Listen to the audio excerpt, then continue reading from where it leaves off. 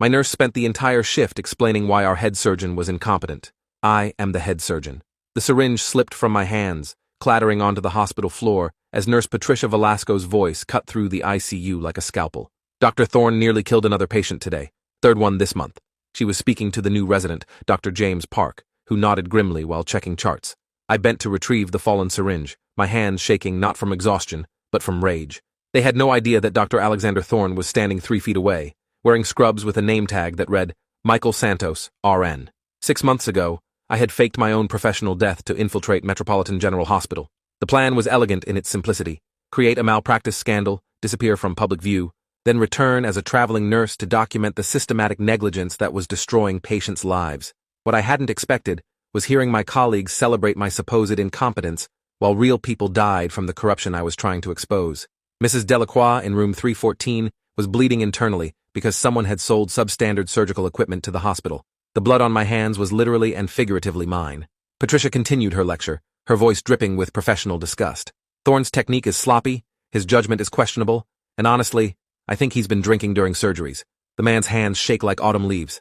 She demonstrated with an exaggerated tremor, making Dr. Park chuckle nervously. I felt my jaw clench involuntarily because Patricia had been my head nurse for 8 years. She had assisted me through over 2,000 successful surgeries, had once told me I was the most skilled surgeon she'd ever worked with. Now she was destroying my reputation to cover for the hospital's deadly cost-cutting measures. The irony burned deeper than any scalpel wound. I was indeed responsible for Mrs. Delacroix's condition, but not because of incompetence or alcoholism.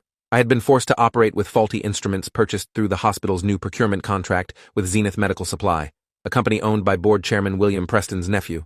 The hemostatic clamps had failed during surgery, causing massive hemorrhaging that took 4 hours to control. My surgical report, filed under my real identity 6 months ago, had documented the equipment failure in detail, but that report had vanished from hospital records, replaced with a narrative of surgical error. Patricia moved closer to Dr. Park, lowering her voice conspiratorially. Between you and me, I think someone needs to report Thorne to the medical board. The man is a danger to every patient who comes through those OR doors. She glanced around the ICU, her eyes passing right over me as if I were invisible furniture. I've been documenting incidents for months. Wrong medications, botched procedures, post-operative complications that should never happen. The pattern is clear. Dr. Park shifted uncomfortably, glancing at his watch. Have you spoken to Chief of Staff Morrison about this? Surely if there's evidence of malpractice... Patricia cut him off with a bitter laugh that made my blood run cold. Morrison? He's the one protecting Thorne. They golf together every Sunday at Pinehurst Country Club. You think he's going to investigate his drinking buddy? She pulled out her phone and scrolled through what looked like photos. Look at these surgical site infections. 7 cases in the last month, all Thorne's patients. My heart hammered against my ribs as I recognized the photos. Those were my patients, people I had desperately tried to save despite being given contaminated surgical supplies. The infection rate had skyrocketed because Zenith Medical's sterilization protocols were virtually non-existent. I had discovered this 3 days before my supposed malpractice scandal broke. I had been preparing to expose the entire conspiracy when someone leaked false allegations about my performance to the state medical board. The timing was too perfect to be coincidental. A coded announcement crackled over the hospital intercom. Code Blue, room 408. Code Blue, room 408. Patricia immediately pocketed her phone and hurried toward the elevator, leaving Dr. Park and me alone in the ICU corridor. I watched her disappear behind the closing elevator doors, then pulled out my own phone to check the patient roster. Room 408 was occupied by Thomas Fitzgerald, a 62-year-old man who had undergone cardiac bypass surgery 5 days ago. The surgery I had performed under my real identity, using equipment I now knew was defective. I took the stairs 2 at a time, my nursing badge bouncing against my chest as I climbed 4 flights. By the time I reached the cardiac unit, a crowd of medical personnel had gathered around Mr. Fitzgerald's room.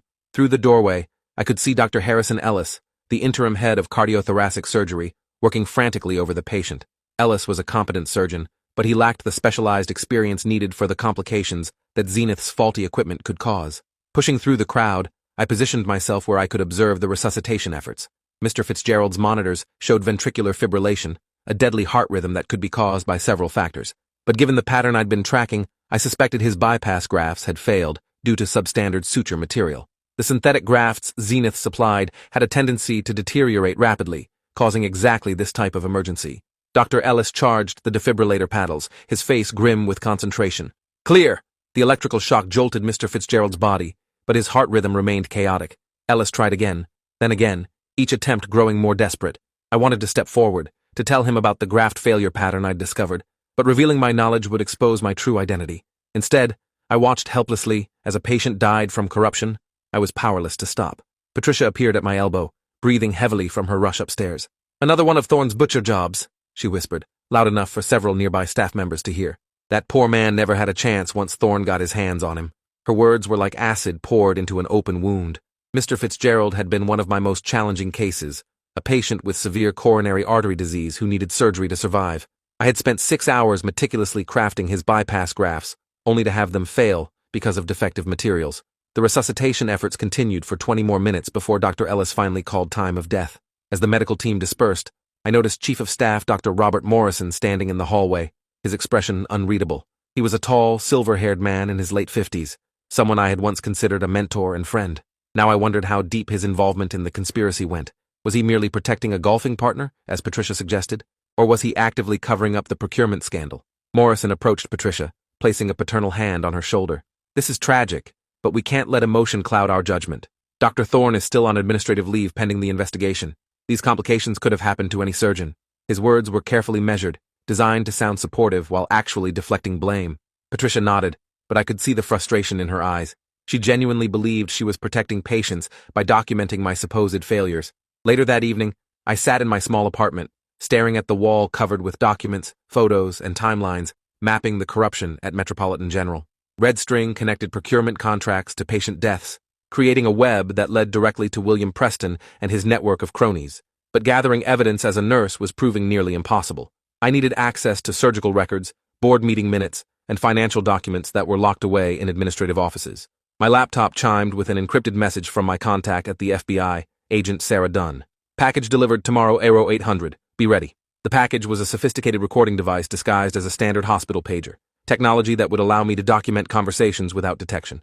Agent Dunn had been investigating healthcare fraud for 15 years, and she assured me that what I was uncovering could bring down an entire network of corrupt officials. The next morning, I clipped the recording pager to my scrubs and headed to the hospital for what I hoped would be my last shift as Michael Santos. The device was so realistic that even I forgot it wasn't a real pager until it didn't buzz when the actual pagers went off. My plan was simple: get Patricia talking about Dr. Thorne's supposed incompetence, then gradually steer the conversation toward the real causes of patient deaths. If I could get her to admit knowledge of the equipment problems, it would provide crucial evidence for the FBI investigation. I found Patricia in the break room, sipping coffee and reviewing patient charts. "Rough night?" I asked, settling into the chair across from her. She looked up with tired eyes, nodding grimly. 3 post-operative complications in the cardiac unit, all Thorne's patients from last week. I'm starting to think that man shouldn't be allowed near a scalpel." Her voice carried genuine concern, which made my deception feel even more manipulative. Patricia was a dedicated nurse who truly cared about patient safety. She was destroying my reputation not out of malice, but from a misguided belief that she was protecting people. "What kind of complications?" I pressed, activating the recording device with a subtle gesture. Patricia leaned forward, lowering her voice. "Graft failures, mostly. The bypass patients are coming back with complete blockages within days of surgery. It's almost like the grafts are dissolving." Her description was medically accurate, which surprised me.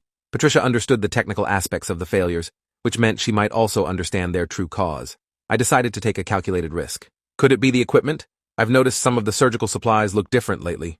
Cheaper packaging, unfamiliar brand names. Patricia's expression shifted, becoming more guarded. "What are you implying?" Her tone carried a warning, suggesting I was approaching dangerous territory. "Nothing specific." I backtracked quickly, just wondering if there might be quality control issues. Patricia studied my face for a long moment before responding. "Quality control isn't the nurse's responsibility. We use whatever the hospital purchases, and we document outcomes. If there are patterns of failure, it's up to the medical staff to investigate." Her answer was technically correct but evasive. She was deflecting responsibility while avoiding any direct discussion of equipment problems. This suggested she knew more than she was admitting. The conversation was interrupted by Dr. Ellis entering the break room, his scrubs stained with blood and his face etched with exhaustion. "Patricia, I need the surgical notes from the Fitzgerald case. Morrison wants a complete review of the procedure." Patricia immediately stood, her demeanor becoming professional and distant. "Of course, doctor. I'll pull the files immediately." She gathered her charts and hurried out, leaving me alone with Ellis. Dr. Ellis poured himself coffee with shaking hands. "This job is killing me," he muttered, more to himself than to me. 3 surgical failures in 1 week. I'm starting to question everything I learned in medical school. I saw an opportunity to gather information from a different angle. "What kind of failures?" Ellis looked at me with surprise, apparently not expecting a nurse to ask detailed medical questions. "Graft deterioration, suture line breakdown, post-operative bleeding that shouldn't happen with modern materials." He sat down heavily, rubbing his temples. "The worst part is, These were textbook surgeries. Perfect technique, optimal conditions, experienced surgical teams. But the results are catastrophic. His frustration was genuine, which told me he wasn't part of the conspiracy. Ellis was another victim, a skilled surgeon whose reputation was being destroyed by substandard equipment. I made a decision that would either advance my investigation or end it completely. Doctor, have you noticed any changes in the surgical supplies? Different manufacturers? Altered specifications? Ellis looked at me sharply, his exhaustion replaced by sudden alertness. Why would you ask that? I kept my voice steady, professional. I've been working in different hospitals as a traveling nurse.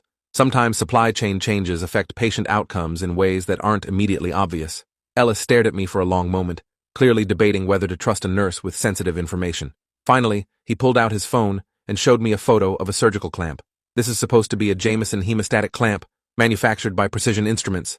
But look at the serial number. He zoomed in on tiny markings that were barely visible. That's not Precision's numbering system. These are counterfeit instruments, probably made in some overseas factory with no quality control. My heart raced as I realized the implications. This wasn't just about substandard equipment. It was about counterfeit medical devices that could kill patients. Have you reported this to Morrison? Ellis's expression darkened. I tried. He said I was being paranoid, that the hospital's procurement department thoroughly vets all suppliers. When I pressed the issue, he suggested I might be experiencing burnout and should consider taking some time off. The pattern was becoming clear. Morrison wasn't just protecting a friend. He was actively suppressing evidence of a criminal conspiracy. Any medical professional who questioned the equipment quality was marginalized, discredited, or removed from their position. My own departure had been orchestrated to eliminate the hospital's most experienced surgeon, someone who would inevitably discover the truth. Ellis leaned closer, lowering his voice to barely above a whisper. There's something else you should know. I've been tracking the procurement contracts, trying to understand how these counterfeit instruments got into our supply chain. Every purchase order for the last 18 months has been approved by the same person. He paused, checking the break room door to ensure we weren't overheard. Patricia Velasco has been signing off on medical equipment purchases. She's not just a nurse documenting surgical failures. She's the one authorizing the purchase of counterfeit instruments. The revelation hit me like a physical blow. Patricia wasn't just destroying my reputation out of misguided concern for patient safety. She was actively participating in the conspiracy, purchasing counterfeit equipment, and then blaming the resulting deaths on surgical incompetence. Her passionate denunciations of Dr. R. Thorne weren't motivated by professional integrity. They were calculated deflection designed to hide her own criminal activity. My recording device had captured Ellis's accusations, but I needed more evidence before involving the FBI.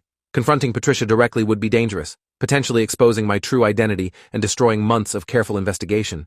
Instead, I decided to access the procurement records Ellis had mentioned, using my nursing credentials to search areas where Michael Santos would normally have legitimate business. That evening, I used my hospital ID to enter the administrative wing, claiming I needed to update patient supply inventories for the night shift. The procurement office was locked, but my investigation had taught me that hospitals were remarkably lax about internal security. Using skills learned from Agent Dunn, I bypassed the simple lock mechanism and gained access to filing cabinets containing purchase orders dating back 2 years. The documents told a damning story. Patricia had systematically replaced legitimate medical equipment with counterfeit alternatives, pocketing the difference between the authorized purchase amounts and the actual costs of fake instruments. The profit margins were enormous. A genuine Jameson clamp cost $200, while the counterfeit version cost $15.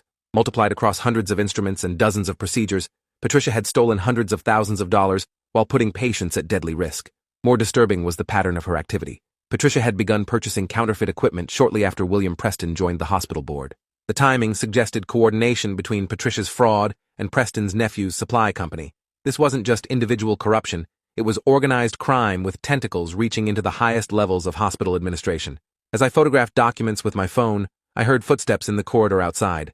Quickly closing the filing cabinets, I gathered some legitimate supply inventory sheets and prepared a cover story for my presence in the administrative wing. The footsteps passed by, but the close call reminded me how dangerous this investigation had become. If Patricia discovered my true identity, both my life and the FBI case would be in jeopardy.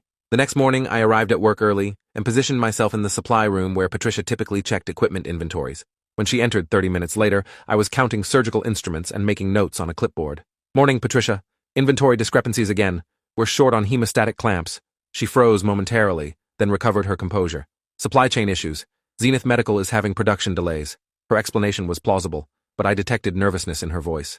"Strange coincidence," I continued.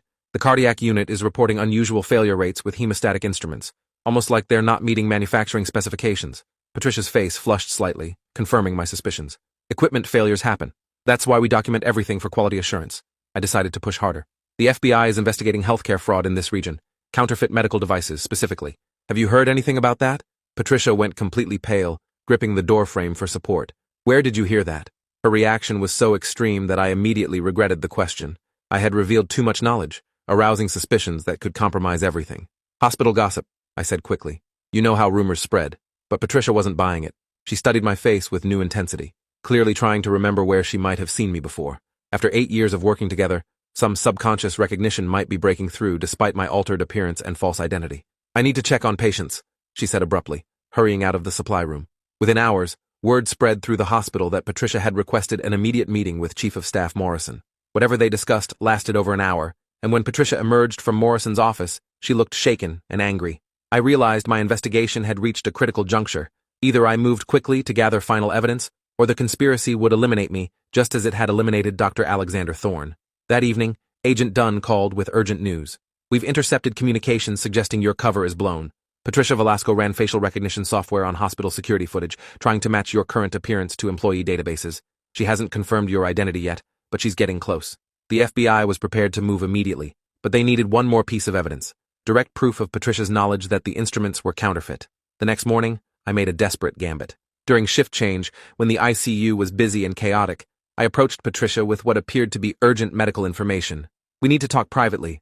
I found something in Mrs. Delacroix's surgical notes that could be important. Patricia looked skeptical, but patient safety concerns overrode her suspicions. We stepped into an empty conference room, where I activated my recording device. I've been reviewing the post-operative complications, I began, and I think there might be a pattern related to specific instruments. Patricia's expression hardened. What kind of pattern? I pulled out photos Ellis had shown me, images of the counterfeit clamps with their suspicious serial numbers. These instruments aren't what they appear to be. The markings suggest they're manufactured outside normal quality control standards. Patricia stared at the photos for several seconds before responding. You're very observant for a traveling nurse, almost like you have surgical experience. Her voice carried unmistakable menace. Who are you really, Michael Santos? Because I don't think that's your real name. The confrontation I had hoped to avoid was happening, but my recording device was capturing every word. I'm someone who cares about patient safety, I replied, keeping my voice steady. These counterfeit instruments are killing people, and you know it.